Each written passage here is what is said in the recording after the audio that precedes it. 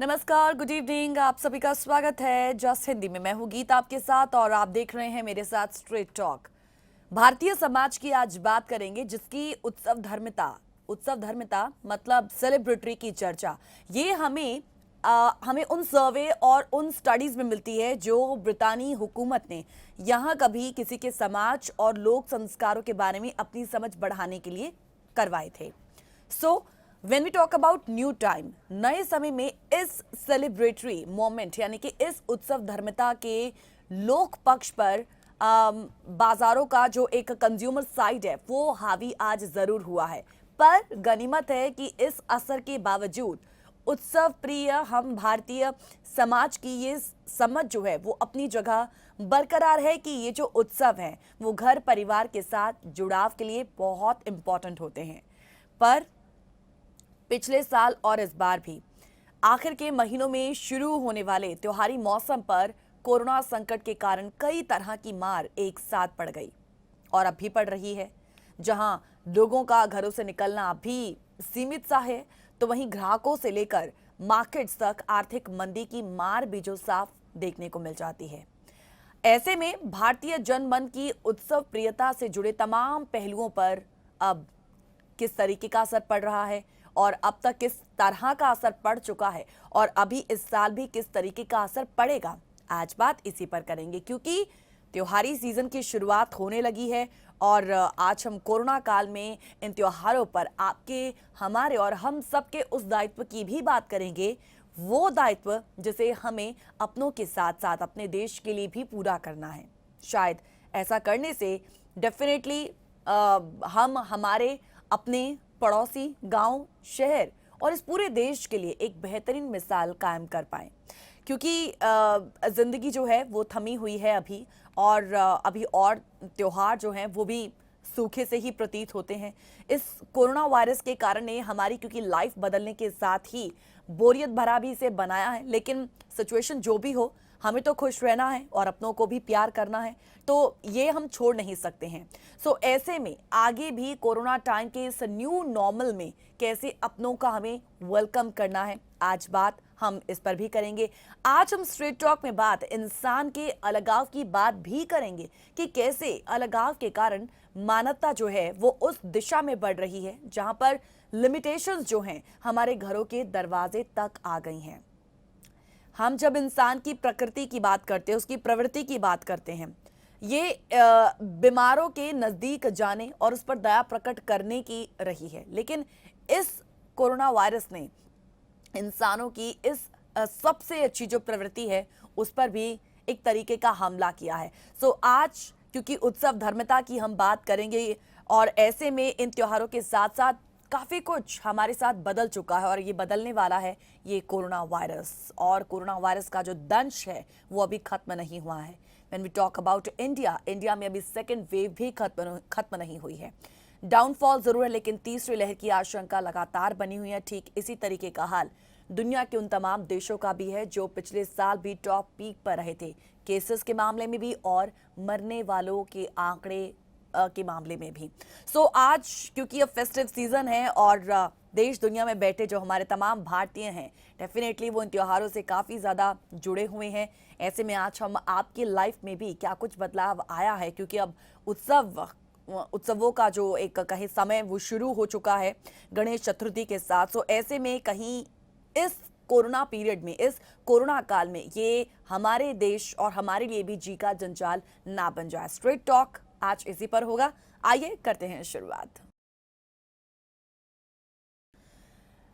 तो हम भारत के लिहाज से मैं कुछ आपके सामने इन्फॉर्मेशन अभी रखना चाहूंगी, क्योंकि कोरोना काल अभी और क्योंकि अभी फिलहाल स्वास्थ्य मंत्रालय का भी साफ तौर पर मानना है कि हम अभी भी दूसरी वेव में ही जी रहे हैं और दूसरी वेव का जो डाउनफॉल है वो जरूर कम हुआ है, लेकिन अभी खतरा जो है वो मंडरा रहा है और तीसरी वेव भी लगातार सितंबर अक्टूबर में आने की बात जो है वो लगातार कही जा रही है और उसका पीक कभी भी हो सकता है।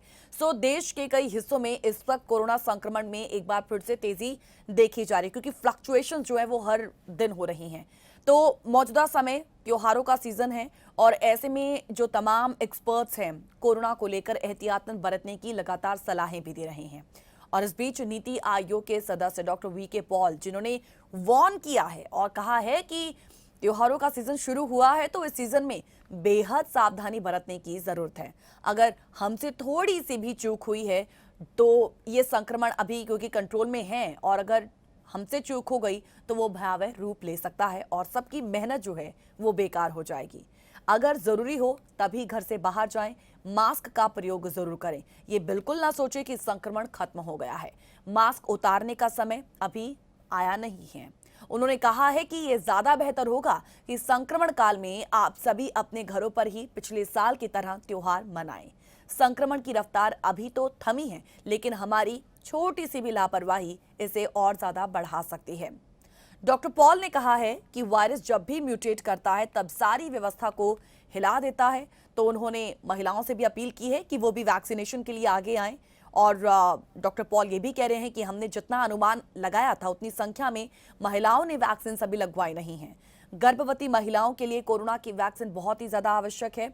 इसके साथ ही उन्होंने ये भी कहा है कि जिन लोगों ने वैक्सीन की पहली डोज लगवा ली है वो अपना टर्न आने पर दूसरी डोज भी अवश्य लगवा लें। अब बता दें कि इससे पहले भी नीति आयोग ने कोरोना वायरस की तीसरी लहर को लेकर एक चेतावनी जारी कर दी थी। आयोग के मुताबिक सितंबर और अक्टूबर महीने में कोरोना की तीसरी लहर देखने को मिल सकती है। सो इसी बात को लेकर आयोग के सदस्य कई बार लोगों से सावधानी बरतने की अपील कर रहे हैं। अब कोरोना की दूसरी लहर जो है उसके तेज होने के पीछे एक वजह तो लोगों की ओर से पर्याप्त सावधानी ना बरतना है, और दूसरी कोरोना वायरस के प्रतिरूप पैदा हो जाना, यानी कि इसके वेरिएंट्स पैदा हो जाना। और आज यही जो वेरिएंट्स हैं सबसे ज्यादा खतरे का निशान बने हुए हैं। कोरोना के बदले रूप कहीं अधिक तेजी से संक्रमण फैलाने के अपेक्षाकृत कम आयु वालों को अब अपनी चपेट में ले रहे हैं। सो कोरोना के बदले हुए जो प्रतिरूप हैं, अभी तक हम देखते हैं ब्रिटेन, दक्षिण अफ्रीका, ब्राजील आदि में पनपे, वो भारत भी आए हैं। सो ये क्लियर है कि कोरोना वायरस के कुछ प्रतिरूप भारत में पनपे हैं।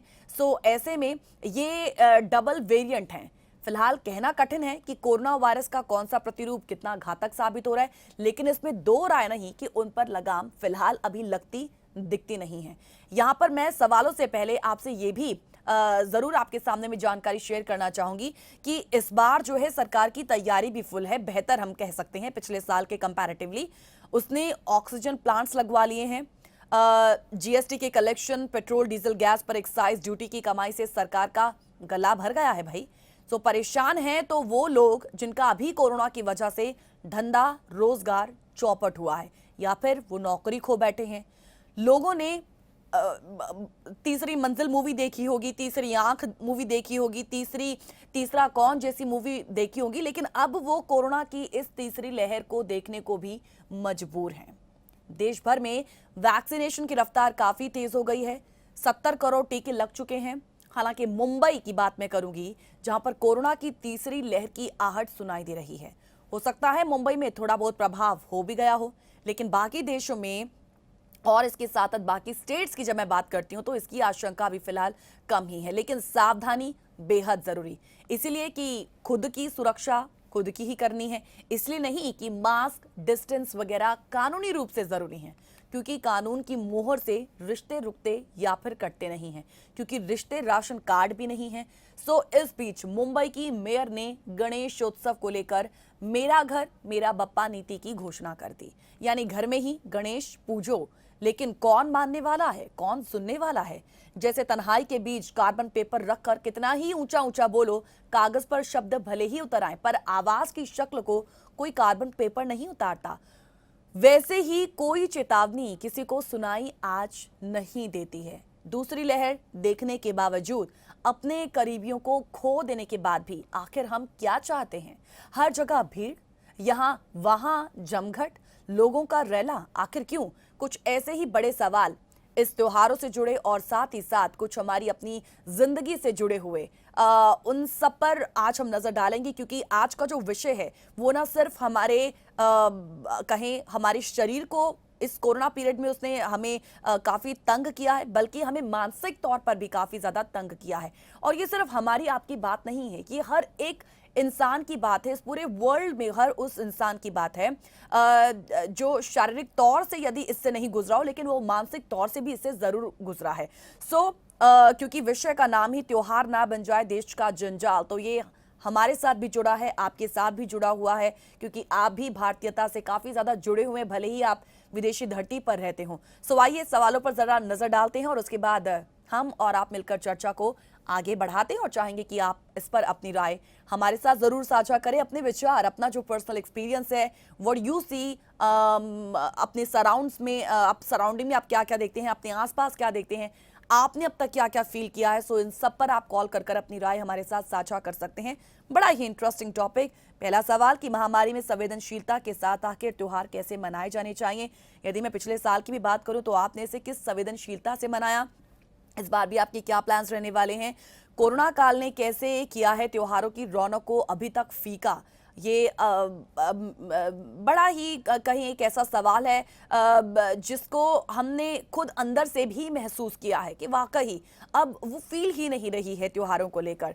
हम ये सवाल बड़ा इंपॉर्टेंट है कि रोजगार की जब मैं बात करती हूँ यहाँ पर, when we talk about employment, त्योहारों के जरिए ही हम देखते हैं कि जो बहुत ही नीचे वर्ग के लोग होते हैं, जो हैंड टू माउथ वाले लोग हैं, जो जिनकी जिंदगी जो है बस वो हर दिन इसी से गुजरती है। त्योहारों में इनकी एक बड़ी आस होती है। पिछले साल भी कुछ ऐसी ही उम्मीदें लेकर वो सड़कों पर जरूर दिखे, लेकिन उम्मीदें जो हैं उनकी वो एकदम टूट गई। और इस बार भी क्योंकि उम्मीदें उन्हें हैं, लेकिन इसकी जो एक तस्वीर है वो इस गणेश चतुर्थी में ही देखने को मिल गई, क्योंकि उनका सीधे तौर पर मानना है, जो आइडल मेकर्स का भी मानना है कि अब वो बात नहीं रही है जो पहले एक जुनून हुआ करता था, पैशन हुआ करता था इन आइडल्स का बनाना और उसको बेचना भी लोगों तक।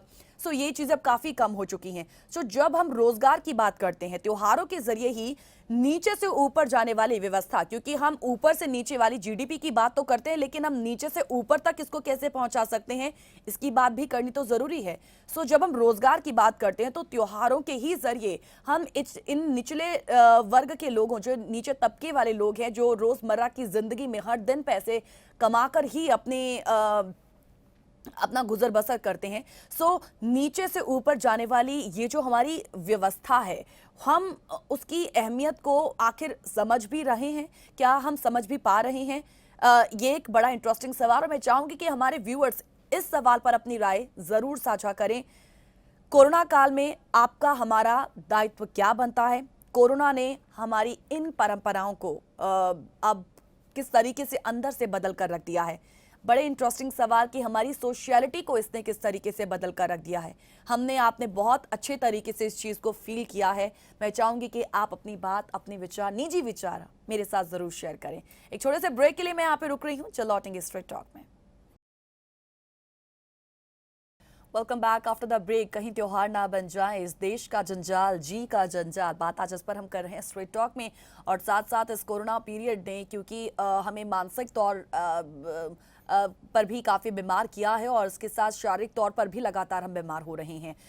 ऐसे में जब अब त्योहार भी शुरू होने वाले हैं और ऐसे में फेस्टिवल ट्रेडिशंस को अब तक इस कोरोना ने किस तरीके से चेंज कर दिया है, और इस कोरोना ने त्योहारों के साथ साथ जब हम अपनी सामाजिकता की बात करते हैं, समाज की बात करते हैं, तो इस सोशलिटी को भी उसने किस तरीके से चेंज कर दिया है।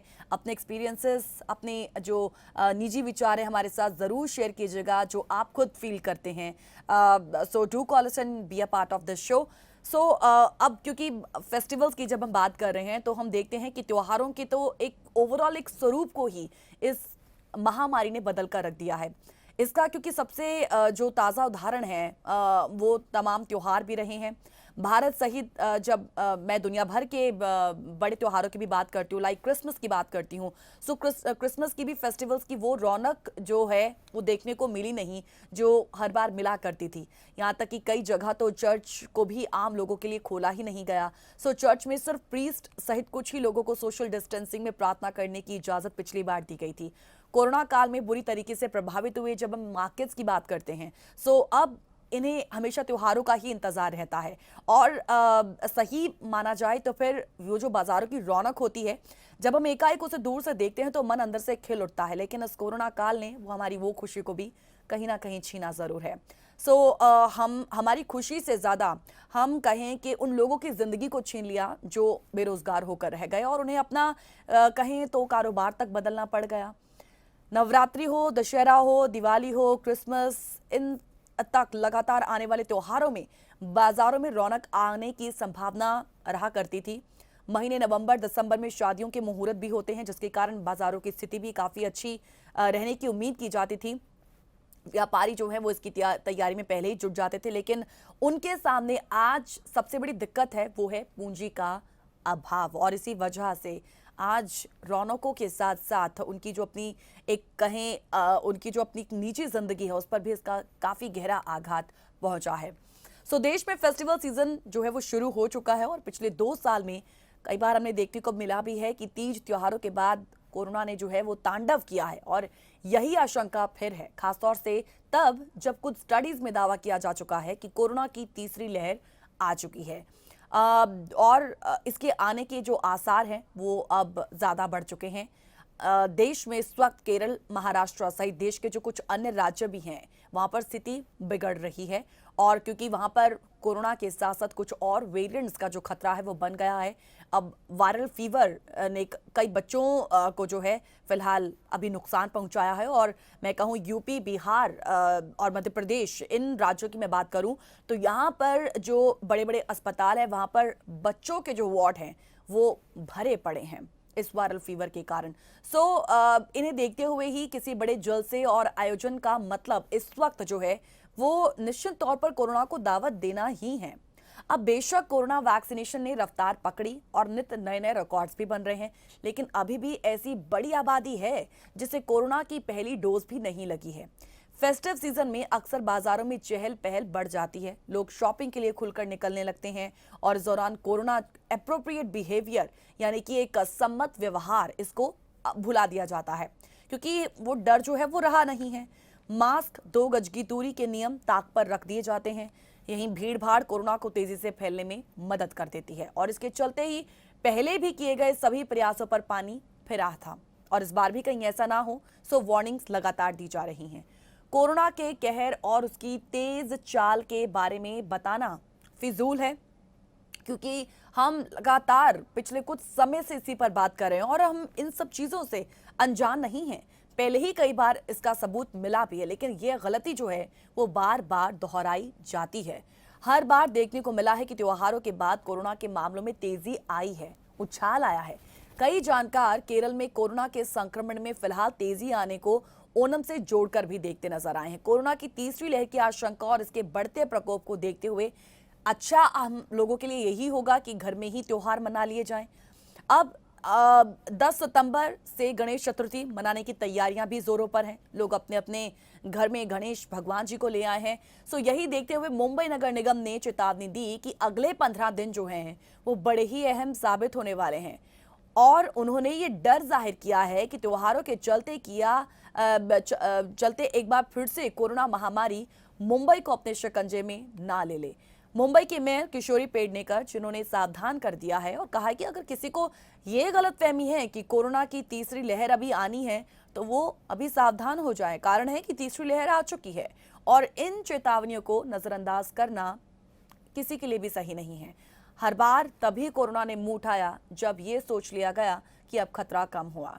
दूसरी वेव के पीक में जो तांडव देश ने देखा वो तभी नहीं दोहराएगा जब एहतियातन बरती जाएगी।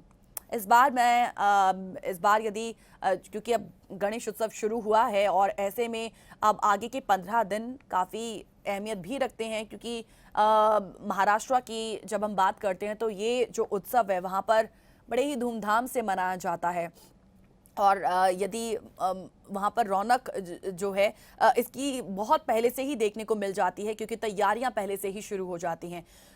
एक तरफ मुंबई, महाराष्ट्र, वहाँ पर पहले से ही कोरोना का जो एक खतरा है वो लगातार बना हुआ है, लेकिन इसके बावजूद हमने कुछ तस्वीरों को आपके सामने इनफैक्ट रखा भी है इस वीडियो के माध्यम से, इस लूप के माध्यम से, जहाँ पर भीड़ एक ह्यूज क्राउड है वो लोगों का नजर आया है। ये अभी रिसेंट की तस्वीरें हैं, अभी एक 2 दिन की पहले की तस्वीरें हैं जब आप देखते हैं कि जो हुजूम है वो वहां पर देखने को मिला है।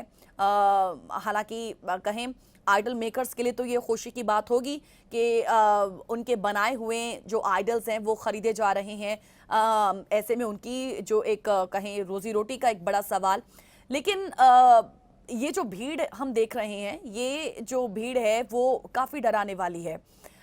हमने महाराष्ट्र की जब तमाम बड़ी सब्जी मंडियों को भी देखा, वहाँ पर इस तरीके की भीड़ हमें फर्स्ट वेव सेकंड वेव के दौरान देखने को मिली। और क्योंकि थर्ड वेव में कहीं हम जी तो नहीं रही हैं, इसकी पुष्टि तो नहीं की जा सकती, लेकिन जिस तरीके से केसेस हर दिन लगातार बढ़ रहे हैं, फ्लक्चुएशंस जारी हैं, कभी 40,000 से ज़्यादा बढ़ते हैं तो कभी 30 के आसपास भी मंडराते हुए नजर आते हैं, लेकिन फिर भी खतरा है क्योंकि फ्लक्चुएशन जारी हैं, एकदम डाउनफॉल नहीं आया है। तो ये जो तस्वीरें हैं वो हमें अंदर से डराती हैं। हालांकि एक इको फ्रेंडली त्यौहार मनाने की बात जो है वो लगातार कही जा रही है, पिछले साल भी कहा गया, लेकिन पिछले साल भी कुछ ऐसा ही हुआ और उसके बाद हम और आप अच्छी तरीके से जानते हैं कि पूरे देश का जो हाल है वो हाल था वो क्या हुआ था। अब क्योंकि सितंबर अक्टूबर ये जो महीने हैं ये कोरोना के बढ़ने का संकेत दे रहे हैं। ऐसे में अगर यदि हम अभी सचेत नहीं होते हैं तो फिर ये हमारे लिए उतना ही ज़्यादा घातक होगा, ये पूरे देश के लिए घातक होगा। चलिए मैं चाहूँगी कि आप इस पर अपनी राय तो ज़रूर रखिए, लेकिन क्योंकि हम इसके साथ साथ अपनी मानसिकता पर भी जो हमारी बदलाव आया है, जो गहरा आघात उस पर पहुंचा है, उस पर जो चोट हुई है, हम उसकी बात भी कर रहे हैं। मैं चाहूँगी कि आप ज़रा उस पर भी अपने विचार हमारे साथ ज़रूर साझा करें। लेकिन इससे पहले मैं एक अपना पर्सनल एक्सपीरियंस जो है आपके साथ ज़रूर शेयर करना चाहूँगी। What I also feel, what I also experienced. ये पिछले साल की बात है जब एक 7 महीने की एक मासूम, मेरी एक जानकार, उनकी एक बेटी 7 महीने की जिसका नाम मासूम था, उसने घुटनों के बल अभी चलना शुरू किया था तो कोरोना का कहर आया था। अब वो मासूम जो है वो चलना सीख चुकी है और चलने की कोशिश में वो हालांकि अभी गिरती भी है। मासूम के पहले जन्मदिन को लेकर उसका परिवार उस वक्त बड़ा ही उत्साहित था, लेकिन इस बार मासूम जो थी वो घर में सिर्फ माँ बाप के साथ केक काटने की बात कही गई और उसके जन्मदिन का असल उत्सव यही होने वाला था, सिर्फ इक्का दुक्का अपने पेरेंट्स के साथ एक अनाथालय में। मासूम की मां का कहना रहा कि बेटी के पहले जन्मदिन को लेकर बड़े अरमान थे, लेकिन कोरोना काल ने जिंदगी और मानसिकता बहुत बदल दी है।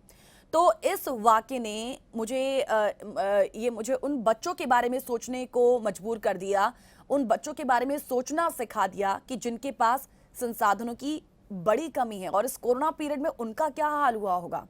ये महज एक अनुभव, एक कहें माँ या फिर एक परिवार का नहीं है, ये हमें एक्चुअली शो करता है, ये हमें दिखाता है कि अंदर और बाहर एक नए तरह का मनोविज्ञान जो है वो डेवलप हुआ है, जिससे एक सिरे पर भारी अभाव है तो दूसरे सिरे पर इस अभाव से निपटने का संवेदनशील या मानवीय विकल्प।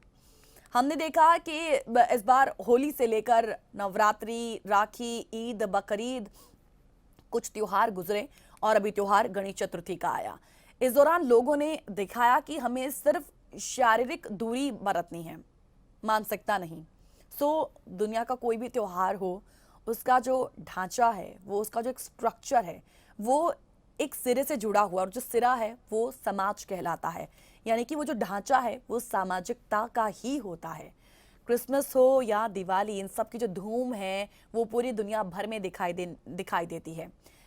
ऐसे त्योहारों में एक दूजे से मिले जुले बिना, सामूहिकता में चर्च या फिर दुर्गा पंडाल गए बिना, ये सारे जो त्योहार हैं बड़े ही फीके लगते हैं, बड़े ही बेमानी लगने लगते हैं। लेकिन बकरीद, गणेशोत्सव को देखकर लगता है कि आगे आने वाले बड़े त्योहारों से निपटने की भूमिका जो है वो बन ही चुकी है। अब वक्त के साथ साथ हमारी जो चुनौतियां हैं वो बदलती हैं। पिछले साल मार्च का अंत भारत की सड़कों पर एक नई इबारत लिख गया था, जब मिडिल क्लास से लेकर उच्च तबका भी अपने घरों में सुरक्षित बैठ गया था तो छूटे हुए लोग सिर्फ हमें सड़कों पर ही दिखाई देने लगे थे। जब एक तबका गूगल के इंजन पर सर्च कर रहा था कि उनका मेडिकल बीमा कोविड की छतरी बनेगा कि नहीं, तो उस वक्त कामगारों ने देखा कि टिन के डब्बे में रखा चावल खत्म हो रहा है। उसने महसूस किया कि 3 घंटे कतारबद्ध रहने, यानी कि उस लाइन में खड़े रहने के बाद सरकारी थर्मोकॉल की थाली में जितना खाना मिलता है वो श्रम से लोह बन चुके शरीर के साथ एक गुस्ताख मजाक ही है। ये कामगार उस वक्त निकल पड़े थे अपने घरों की ओर। सरकार को बस इससे मतलब था कि अदालत में साबित उस वक्त ये कर दिया जाए कि सड़कों पर कोई नहीं है। अदालत ने अपनी तरह से इस दौरान न्याय और मनुष्यता को बड़ा जांचा, पर इस दौरान जो अपनी जिम्मेदारी निभाने की छींटदार ऐलान से आगे पूरे संवेदनात्मक ईमानदारी के साथ अपनी भूमिका और कोशिशों के साथ सामने आया, वो था हमारा पारंपरिक भारतीय समाज। सड़क पर बिलबिला रहे मजदूरों के लिए उस वक्त कोई अपने घर से खाना ला रहा था, तो कोई जूते ला रहा था, कोई बच्चों के लिए दूध, तो कोई महिलाओं के लिए सैनिटरी नैपकिन्स। मौत के मंजर पर भी जिंदगी को आना ही होता है, तो बहुत सी महिलाओं के लिए उस वक्त भी हमने देखा कि सड़कों और 3-4 दिन भर चलकर रास्ता भूलने वाली ट्रेनों में कहीं बोगियों में भी इंतजाम करना था। सो इन सब के बीच जो टूटा दरका वो पूरी तरह नाकाम साबित हुआ, और वो थी हमारी सरकारी व्यवस्था, प्रशासन के बड़े बड़े दावे।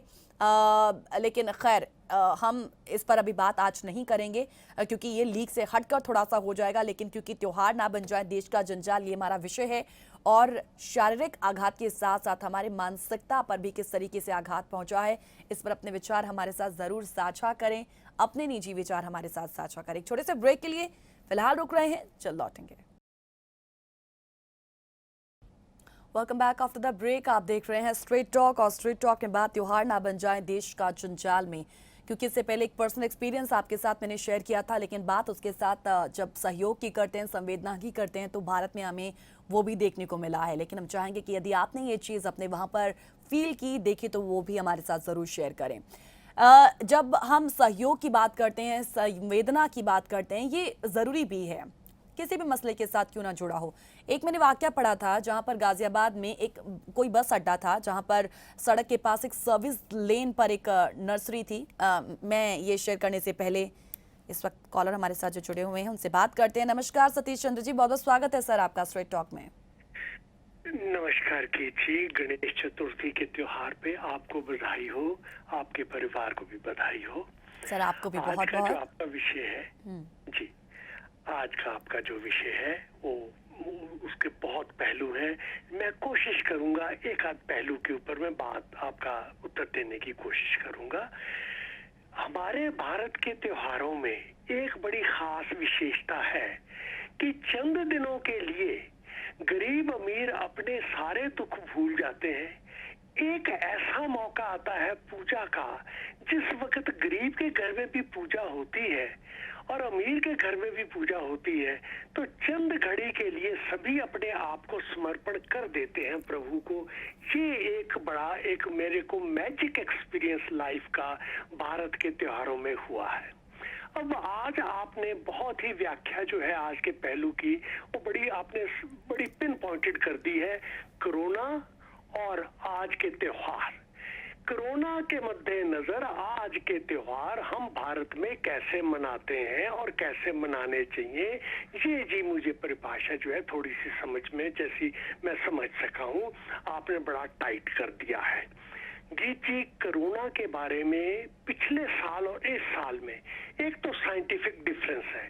पिछले साल सभी लोग जो थे वो अनट्रीटेड थे, इस बार जो है सब डबल वैक्स्ड है। डबल वैक्सीनेशन, सिंगल वैक्सीनेशन सबको हुई है। भारत में भी काफी से ज्यादा लोगों को, 70% लोगों को एक एक वैक्सीनेशन लग चुकी है। तो जहां तक साइंटिफिक कवरेज की बात है वो सबको है, जो पिछले साल नहीं थी। दूसरी बात कि जी पिछले साल जिस वक्त कोरोना का पहला प्रकोप आया, जितनी सरकार की असफलता देखी, जिस बुरी तरह से सरकार को गिरते हुए देखा, वो तो बिना कोरोना के ही उनकी नीयत मर गई थी सरकार की। बिना कोरोना के ही वो पस्त हो गए थे सरकार के लोग। लेकिन उठे कौन? जैसा थोड़ी देर आपने पहले कहा, भारत समाज उठा। भारत के समाज के एक एक प्राणी ने, हमारे एक एक भारतीय ने अपने घर से एक गिलास पानी, एक गिलास दूध, एक कटोरी चीनी, एक टुकड़ा कपड़े का, सब कुछ उनको देने की कोशिश की उन मजदूरों को जो बेचारे सड़कों के ऊपर आ गए थे और 4-4 दिनों से खाया नहीं था, और उनकी मंजिल सिर्फ एक थी, वो मंजिल थी कि हमें घर पहुंचना है, अपने घर पहुंचना है जिस घर में कभी जन्म लिया था, जिस घर में उठना बैठना चलना सीखा था, उसी घर में वापस जाना है। ये गीत जी इसको कहते हैं एनिमल इंस्टिंक्ट, कि एनिमल इंस्टिंक्ट जिस वक्त बहुत डेंजर होता है ना, तो कहते हैं कि आज जिस वक्त जानवर को अपने सामने मृत्यु दिखती है तो वो अपने घर की तरफ दौड़ता है, वहीं उसको जाके अपना संरक्षण प्राप्त होता है, वहीं उसको सुरक्षा दिखती है। वही भारत के इन मजदूरों ने किया कोरोना के वक्त में। मैं जी आज के उपलक्ष्य में आऊं, उस वक्त इन मजदूरों को सिवा खराद के काम करने के, रेडी चलाने के, कुली का काम, दूसरे छोटे छोटे काम करने आते थे। अब जी मेरी समझ में आ गया है कि वहां के लोगों ने डाइवर्सिफाई बड़ा किया है अपने आप को, जो काम कभी नहीं किया था अब उस काम में भी चले गए हैं। मैं उदाहरण के तौर पे आपको स्पेसिफिक दूं, कपड़े का काम आप लीजिए, जिसने कभी कपड़े को हाथ भी नहीं लगाया था, नए नए जी हाँ जी बिल्कुल बिल्कुल सही कह रहे हैं आप अब जी हाँ जी हाँ, तो जी अब देखिए वहां पे कपड़े के वो उसमें बिजनेस में आगे कपड़े को रंगते हैं, कपड़े को काटते हैं, कपड़े के ऊपर छापे लगाते हैं, कपड़े के ऊपर कढ़ाइयां होती हैं। जी आपकी आज्ञा से मैं भी 1 मिनट में एक अपना व्यक्तिगत आपको एक्सपीरियंस बताता हूँ, जो भी 6 दिन पहले का है। 6 दिन पहले यहाँ पे हमारे मित्र के बेटे की शादी हुई है, 300 लोग आए, 4 दिन का इवेंट था ये। आप कहेंगे कोरोना यहाँ भी है, कोरोना भारत में भी है। जी बिल्कुल एक समान कोरोना है यहाँ पर भी और भारत में भी, बिल्कुल एक समान वैक्सीनेशन हुई हैं, बिल्कुल एक समान रेस्ट्रिक्शंस हैं कि आपस में मिलो नहीं, ये नहीं करना, वो नहीं करना। जी फिर भी वो अब यहाँ पे, क्योंकि जैसे मैंने आपको बताया अंतर क्या आ गया, वैक्सीनेशन हो गई, वैक्सीनेशन, और यहाँ पे क्योंकि हम सारे डबल वैक्सीनेशन हो चुकी है तो बिल्कुल खुली छूट हो गई। जी ये 300 भारतीय एक ही यार्ड के ऊपर, यानी कि वो बोट जो थी, बोट के तीनों फ्लोर्स बुक किए हुए थे, वहां पे खाना। जी मैं आपको ये विस्तार इसलिए बता रहा हूँ कि उन 300 भारतीयों में 150 आदमी, 150 लेडीज, सबके 150 ने चारों दिन अलग अलग कपड़े पहने और सबके सबने भारतीय कुर्ता पजामा, पगड़ी और जैकेट पहनी हुई आदमियों ने, और औरतों ने सबने भारत के बने हुए इतने सुंदर ब्लाउज, चुनिया, सूट, साड़ियां पहनी हुई। हमने प्यार से किसी से पूछ लिया आपकी ये साड़ी कितने की है, बोली जी 85,000 रुपीज की है। जी दिल मेरा खुश हो गया कि मेरे वक्त में साड़ी जो है 75 रुपए की आया करती थी, आज ये 85,000 रुपए की साड़ी, और 150 औरतों ने साड़ियां पहनी हुई हैं और चारों दिन अलग अलग साड़ियां पहनी है। जी इसी तरह आदमियों के भी इतने एक गजब से गजब राजकुमार, युवराज लग रहे। भारत के सभी सतरंग तो क्या जी ऐसे ऐसे रंग उसमें उनकी जैकेटों में भरे हुए आदमियों की, और उनके चूड़ीदार पजामा देखिए, पैरों में उनके डिजाइनदार जूते देखिए, सबके सब भारत से आए हुए। और मैंने एक को पूछा, मैंने कहा भैया सुन, तू सच सच बताना, रिपब्लिकन की तरह झूठ मत बोलना, सच बताना ये 4 दिन के तेरे जो कपड़े हैं, इन कपड़ों में तूने भारत में कितने पैसे दिए? बोले जी पोस्टेज मिला के 1.25 लाख रुपया। जी दिल मेरा खुश।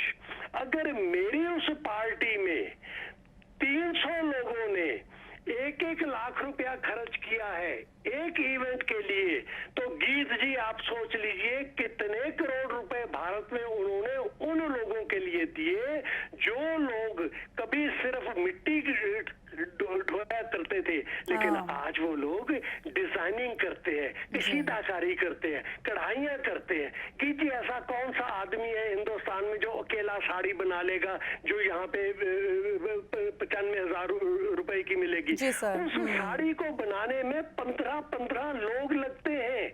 इतनी वहां पे कंप्यूटराइज्ड डिजाइन है, उसके लिए देखिए एक अलग से एक वो ट्रेड अलग हो गया, एक स्पेशलाइजेशन अलग हो गई है। तो देखिए कंप्यूटर डिजाइनिंग से तो आज साड़ियां बनती हैं। तो मैं ये कह रहा था कि जी ये जो डाइवर्सिफिकेशन इनोवेशन, ये जो क्रिएटिविटी आई है और ये जो फ्लेक्सिबिलिटी आई है वहां की लेबर क्लास में, उन लोगों ने ये साबित कर दिया है कि जीवन है तो जीविका भी है, और जीविका अगर पहले वाली जीविका नहीं तो हम जीविका का एक नया साधन भी निकालेंगे। निकाल सकते तो हैं जीवन भी लोगों ने बचाया, जीवन के साथ अब जीविका का जब समय आया तो उस समय मोदी जी कहा करते थे जीवन पहले बचाओ, जीविका फिर देखी जाएगी। चलो वो भी ठीक थे। आज गीची वक्त जीविका का आ गया है, ये त्योहार के दिन है, लोग खुल के पैसा खर्चेंगे तो आनंद पाएंगे, ये भारतीयों को पता है। मैं बाहर जाके पिछले साल 4 किलो मिठाई लाया था, इस बार 14 किलो मिठाई लाऊंगा, 14 किलो मिठाई बांटूंगा, तो तभी मेरे को मजा आएगा। पिछले साल 4 किलो ड्राई फ्रूट्स बांट के मजा नहीं आया था।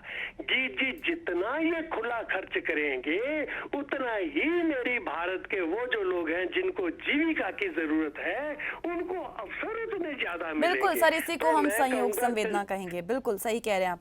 चलिए सर ठीक है, मैं आपके हाँ जी सर, मुझे ब्रेक के लिए यहाँ पे रुकना पड़ रहा है। आपकी सर बात यदि खत्म हो गई हो या तो मैं आपको होल्ड पे डालकर आपकी बात दोबारा से सुनूंगी ब्रेक पे जाने के बाद, ब्रेक में आने के बाद। बस जितना बोलूंगा, कोरोना की ऐसी की तैसी, कोरोना नहीं, भारत में क्रिएटिविटी चलती है और इस क्रिएटिविटी के चलते भारत माता की जय हो, सभी लोग आनंद करें। अब ये त्योहारों का समय है, वहां पे खुशहाली ही खुशहाली आएगी। धन्यवाद गीत जी, भारत माता की। Thank you so much sir, thank you so much अपने इतने अच्छे विचार हमारे साथ साझा करने के लिए। जी बिल्कुल, इसी को कहते हैं संयोग संवेदना। एक छोटे से ब्रेक के लिए रुक रहे हैं यहाँ पर, जो लौटेंगे स्ट्रेट टॉक में। Welcome back after the break. देश के एक सिस्टम को जो फिलहाल एक ढर्रे पर अभी खड़ा है लेकिन दुरुस्त करने की तैयारियां उसे की जा रही हैं।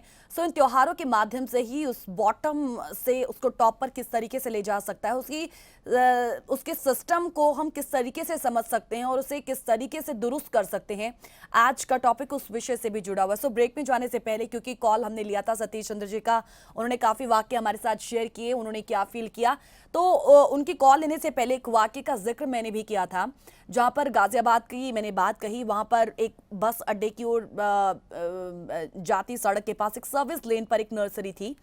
गणेशोत्सव के समय वहां पर एक महिला एक बड़ा सा थैला लेकर खड़ी रहती थी और वहां से गुजरने वाले हर रिक्शा वाले या मजदूरों को बिस्किट्स का पैकेट पकड़ाती थी। सो वो पिछले साल मार्च के अंत से ही ऐसा कर रही थी। सबसे पहले वो बिस्किट्स के पैकेट लेकर सड़क पर तब खड़ी हुई जब उसने अपने अपार्टमेंट की खिड़की से सड़क पर मजदूरों का हुजूम देखा था, तो वो पानी की छोटी बॉटल्स और बिस्किट्स के पैकेट खरीदकर रखने लग गई। फिर उन्होंने कहा कि धूप में चलते लोगों के लिए ग्लूकोज के बिस्किट्स और पानी बड़ा सहारा हो जाता है। सो उन्होंने अपनी तरफ से यही छोटी सी कोशिश जो वो कर सकती थी उनने की। पिछले कई महीनों से उन्होंने कपड़े या बिना जरूरत की कोई बड़ी चीज भी नहीं खरीदी थी, लेकिन बिस्किट और पानी की बॉटल्स पर महीने का 5,000 रुपया तक उन्होंने खर्च कर दिया। तो इसे ही संवेदना कहते हैं, इसे ही हम सहयोग कहते हैं। मेरठ की ओर जाने वाली सड़क पर एक पत्रकार का जिक्र मैं यहाँ पर करूंगी, जिसका मैंने वाकया पढ़ा। वो पत्रकार मजदूरों की तस्वीरें खींच रहा था और उसका पिट्ठू बैग बड़ी अजीब सी शक्ल का था, लेकिन उसमें कितना सामान भरा है। फोटो खींचने के बाद वो भी अपने बैग से बिस्किट निकालकर मजदूरों के बीच बांटने लग गया और कहा कि असली तस्वीर दिखाना है तो भाई मेरी ड्यूटी है, लेकिन अब मैं सड़कों पर लोगों के बारे में सोचने भी लगा हूं।